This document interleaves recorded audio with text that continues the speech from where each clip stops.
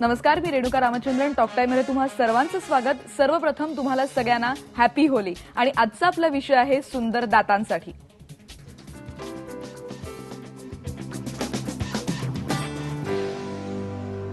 आणि या विषयावर मार्गदर्शन करण्यासाठी आपल्याकडे cosmetic dentist doctor Preeti Mehta आल्यात. त्यांचं आपण स्टुडिओत स्वागत करूया. मॅडम, खूप खूप स्वागत. आणि तुमच्या प्रश्नांची वाट बघतोय. तुम्हाला जर काही प्रश्न विचारायचे असतील तर तुम्ही आमच्याशी संपर्क साधू शकता.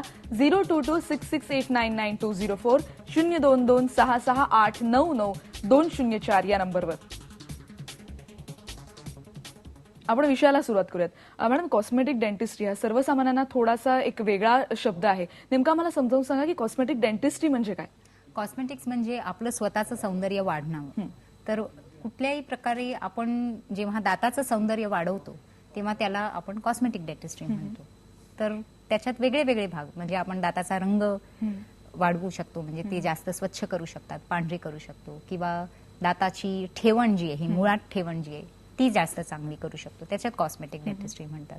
किंवा दाताचा आकार आपण बदलू शकतो.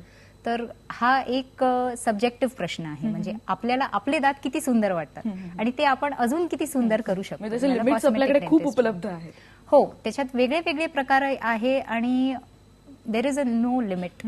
असं म्हणतात की सौंदर्य हा एक व्यक्तिगत डेफिनेशन आहे. त्यामुळे पण काही लोक हल्ली सेलिब्रिटीजना आपण एक स्टँडर्ड ठेवतो. किंवा आपण आता समजा माधुरी दीक्षित, तिची स्माईल जशी आहे तशी मला माझी स्माईल हवी आहे असं लोक येऊन सांगतात. मग तसं त्या मनाने त्यांना त्यांचे दात करायचे असं वाटतं. बरोबर मॅडम, पण ही सुरुवात कशी, म्हणजे साधारण आपण त्याच्यातले वेगवेगळ्या प्रकारांचा समज विचार केला तर काही काही जणांच्या दातांचा कलर वेगवेगळा असतो आणि त्यांना ते पूर्ण शुभ्र दात म्हणजे जसे आपल्याला ऍड मध्ये दाखवतात तसे हवे असतात. तर इथून कशी सुरुवात होते, म्हणजे कोणकोणते प्रकार आपल्याकडे उपलब्ध आहेत याच्यात? अच्छा, नंबर 1 म्हणजे विचार केला जातो की ह्या दातामध्ये काही व्यंग नाही आहेत.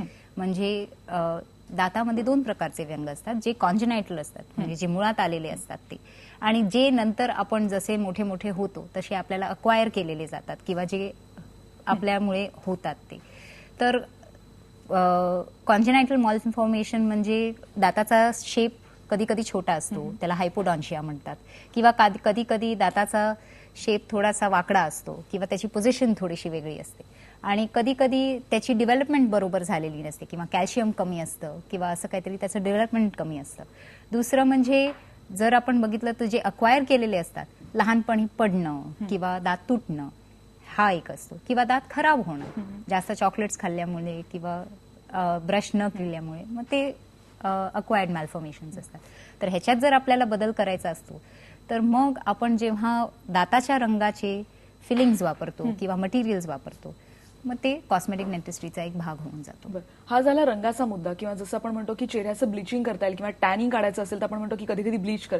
तर दातामध्ये पण ब्लिचिंग किंवा अशी काही प्रकार? हो, डेफिनेटली. आपल्याकडे आता साधारणतः इंडियन पॉप्युलेशन जर बघितलं तर त्यांचे सगळ्यांचे दात जास्त करून पांढरेच असतात. पण हा जो प्रॉब्लेम असतो म्हणजे चेहऱ्याच दातांचा पांढरीकरण किंवा शुभ्रकरण, हा प्रॉब्लेम जास्त वेस्टर्न सोसायटीमध्ये फेस केला जातो. आपल्याकडे कोणाकडे होईल, जी जास्त गोरी माणसं असतात त्यांची जास्त दात पिवळे असतात. तुम्ही बघितलं तर ज्यांचा रंग जास्त गोरा असतो त्यांचे दात साधारणतः येलोइश फॉर्मेशन त्यांची जास्त असते. पण जे सावळे रंगाचे असतात किंवा त्याच्याहून ब्राऊन पॉप्युलेशन आपलं होतं ते, तर त्यांचे सगळ्यांचे दात तुम्ही बघितले तर ते जास्त करून पांढरे शुभ्रच असतात. आपण याच्यातले आणखीन प्रकार जाणून घेणार आहोत, पण आपल्याला चंद्रकांत जाधव प्रश्न विचारतात नांदेडहून. चंद्रकांत, हॅलो. हा हॅलो मॅडम, मी नांदेडहून बोलतो. हा तर माझे दात आहे ना नसमुळे थोडे लाल झाले, तर मला पांढरे करायचे. बर चंद्रकांत, तुमचा प्रश्न सलग पूर्ण करा आणि टीव्हीचा आवाज प्लीज कमी करा. तर ते दात होतील का पांढरे? बर, हो नक्कीच. तो कशामुळे लाल झाले? नसेमुळे, म्हणजे मला वाटतं नसेला काही दुखापत झाली त्याच्यामुळे ते लाल झालेत किंवा काही. दात जर नसामुळे खराब झाला असो तर बेसिकली रूट कनाल ट्रीटमेंट केली जाते. ती नस साफ केली जाते म्हणजे ती परत दात खराब नको व्हायला म्हणून, म्हणजे परत परत त्याच्यात इन्फेक्शन नको व्हायला.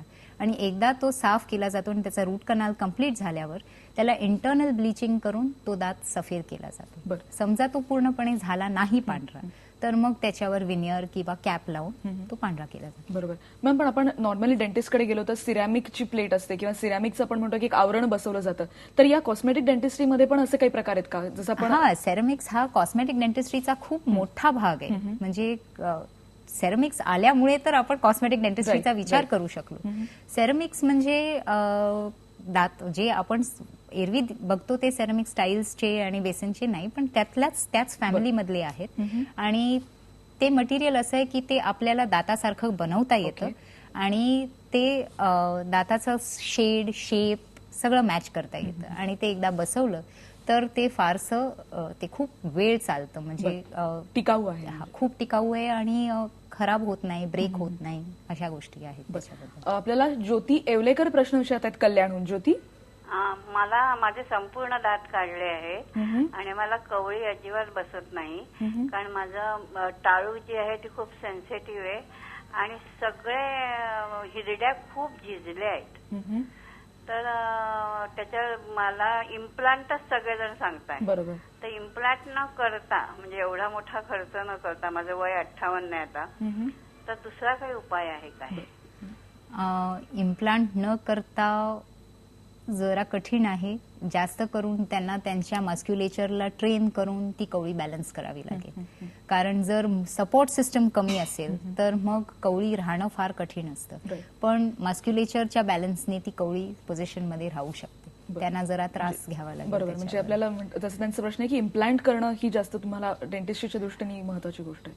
महत्वाची अशी नाही, पण काय आहे की जर सपोर्टच नसेल तर you have to create a support, आणि म्हणून मग त्यांना इम्प्लांट सजेस्ट केले असते. आपल्याला उमेश दासी प्रश्न विचारतात भिवंडीहून. Umesh. Hello sir. Hello madam. हा, नमस्कार. मॅडम, मला रिप्लेसमेंट ऑफ दी डेंटल आहे त्याचा, एक आपला घराचाच आहे. हॅलो. हा हा, भिवंडीहून विचारतो मॅडम मी. हो हो हो, तुमचा प्रश्न सरळ पूर्ण करा. गम्स वगैरे आहेत ना, त्याला रेडिश झालेला आहे. बर. रेडिश झालाय आणि थोडा एज इज 42 एज आहे त्याचा, तर मग ते काय करू शकतात मॅडम त्याच्यासाठी? बरं मॅम, गम्स रेडिश झालेले आहेत. रेडिश झालेत कारण त्याच्यावर डिपॉझिट्स असतात. ओके. जेव्हा आपण दात स्वच्छ करू शकत नाही तर मग त्याच्यावर डिपॉझिट्स होतात. आपल्या कामाच्या तणावामुळे, आपल्या एरवीच्या तणावामुळे कधी कधी लोक आजारी असतात म्हणून ते साफ होत नाहीत, आणि साफ होत नाहीत म्हणून त्याच्यावर प्लाक जमा होतो, आणि प्लाक खूप दिवस तसाच राहिला आणि क्लीन नाही झाला तर ते टार्टरमध्ये कन्वर्ट होतं. आणि हे टार्टर किंवा प्लाक ह्याच्यावर बरेच मायक्रो ऑर्गॅनिझम जमतात, आणि हे मायक्रो ऑर्गॅनिझम्स असल्यामुळे गम्समध्ये रेडिश रिस्पॉन्स येतो, म्हणजे गम्समध्ये सूज येते. आपण हे डिपॉझिट्स काढले, डेंटिस्टकडेच त्यांना जाऊन काढावं लागेल. स्केलिंग म्हणून प्रोसिजर आहे, फार छोटीशी प्रोसिजर आहे आणि पेनलेस आहे टोटली. त्यांनी तो जर डिपॉझिट्स निघाले की गम्स नॉर्मलसीला येतात आणि पिंक अपिअरन्स येतो. कधी कधी मात्र न्यूट्रिशनल डेफिशियन्सी किंवा जसं मी सांगितलं कॉन्जनायटल रिझन्समुळे, हॉर्मोनल रिझन्समुळे ह्या सगळ्या गोष्टी होतात. पण तरीही आधी एक स्केलिंग केलं की आपल्याला डिपॉझिट्स काढल्यानंतर जो एक प्लस प्लस पॉइंट होतो, म्हणजे डिपॉझिट्स प्लस हे प्री एक्झिस्टिंग फॅक्टर्स करून जे गम्स रेड होतात. त्यामुळे जर तुम्ही डिपॉझिट्स काढले तर मग आपण त्या प्री एक्झिस्टिंग फॅक्टरला फक्त ट्रीट करू शकतो. आपल्याला प्रल्हाद नागरजोगे प्रश्न विचारतात बीडहून. प्रल्हाद. हा, बोला. हा प्रल्हाद, प्रश्न विचारा. वडिलांचे दात जे आहेत ना आपले, ते 2-4 राहिलेले आहेत, ते आपल्याला कवटी बसवायची पूर्ण. बर. मग याच्यासाठी आपल्याला काय करावं लागेल? ते पहिले दात पूर्ण आपले आहेत, बर बर. ते अगोदर काढावं लागतील का पडू द्यावं लागतील ते? मॅडम, एक म्हणजे सपोर्ट आपल्याला मिळू शकेल का कवळी बसवताना त्या दातांचा? हो, आपले दात जितके भक्कम असतात तेवढे कृत्रिम दात कधीच नसतात. त्यामुळे आपले जर दात भक्कम असतील तर ते काढू नये आणि त्यांना ठेवावं. त्यांच्या आधारावर कवळी बसवावी. जितके दिवस ते दात राहतील तेवढे दिवस ठेवावे, आणि जेव्हा ते खूपच हलायला लागतील किंवा ते कवळीचा भार घेऊ नाही शकणार तेव्हा त्यांना काढावं आणि कवळीवर एडिशन करावं. मॅम, सेलिब्रिटीच्या मुद्द्याकडे आपण येणार आहोत. त्यांची नेमकी स्टाईल स्टेटमेंट कशी तयार होतात त्याच्यावर आपण गप्पा मारणार आहोत. पण तुमच्याही प्रश्नांची अशीच वाट बघतोय. तुम्हाला जर काही प्रश्न विचारायचे असतील तर आमच्याशी तुम्ही संपर्क साधू शकता. 02266899204 02266899204.